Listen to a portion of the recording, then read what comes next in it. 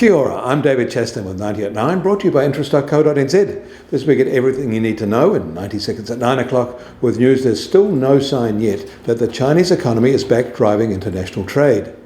There was another dairy auction this morning and it was a dull affair.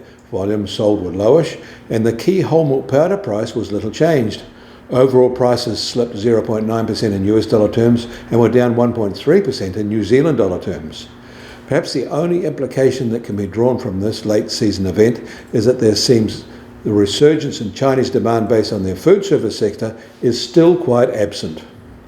American retail sales disappointed for April. A good rebound from the weak March, a 0.7% slip was expected, and while they did advance, it was only half the anticipated level. If there is a bright spot, it is car sales, and these are expected to stay healthy for a while yet. And that will help American industrial production, which did turn in a better than expected April result. Even better is the turn up in confidence by American home builders. They haven't been this bullish in almost a year. Of course, the debt default theatre is still playing out in Washington, with talking points hardening on both sides. The business community there is imploring Congress to act soon. And China said its retail sales rose in April by a strong amount, up 18% above year-ago levels. But remember, retail sales were down more than 11% in April 2022. And that is only a 5.3% gain above April 2021.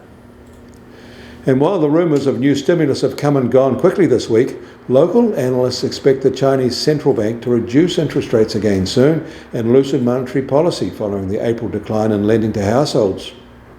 In Australia, consumer sentiment slumped in May according to the Westpac Melbourne Institute survey.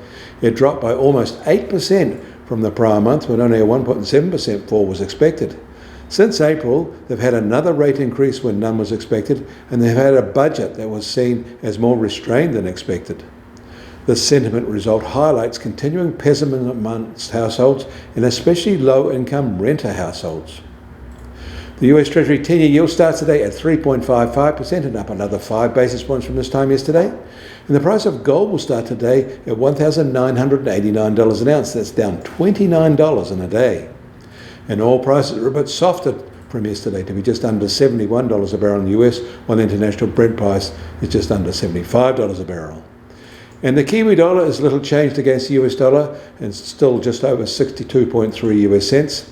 Against the Aussie, we're 0.5 cent up at 93.6 Australian cents. Against the euro, we're unchanged at 57.3 euro cents.